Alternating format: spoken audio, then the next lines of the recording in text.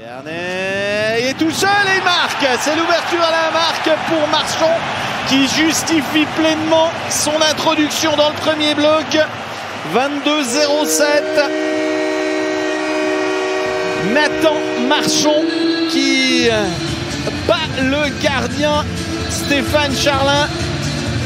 7e but pour lui cette saison et la dernière réussite remontée au match face à Ajoie le 16 octobre dernier. Il faut dire qu'il a été complètement oublié par l'arrière-garde genevoise. Ils sont deux à partir, les deux défenseurs, Eva Tannen et Maurer, sont allés s'occuper de Desharnais et ça a libéré beaucoup d'espace.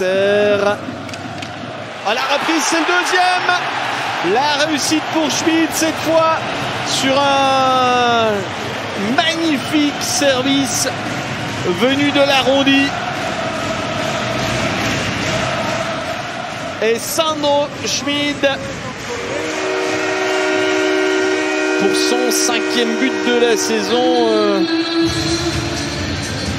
Et depuis un moment, il est dans un bloc qui tourne bien. Sandro Schmid, ça se confirme encore ce soir.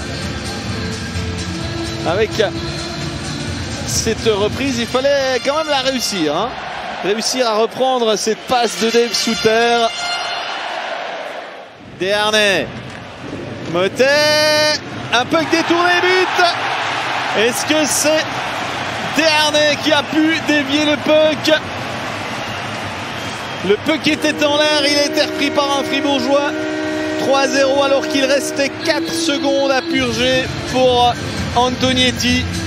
Et cette longue période de plus de 30 minutes sans encaisser pour les Genevois en infériorité numérique. Cette longue période est terminée. Il a de la chance quand même, David Desharnais, puisque c'est le malheureux Le Coultre qui dévie le puck dans son but. À 23 secondes de la deuxième série. Bon, il a un coéquipier bien passé, c'est 3-1. Et c'est Antonietti qui fête de la meilleure des manières son apparition dans le premier bloc et surtout qui prive Reto Berra d'un blanchissage.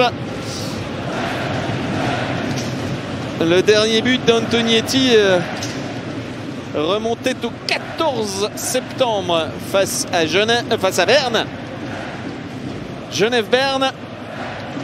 C'était la 3e rencontre du championnat. Le premier but pour Genève-Servette. Freiné par Berra. Pas de 4e blanchisseur.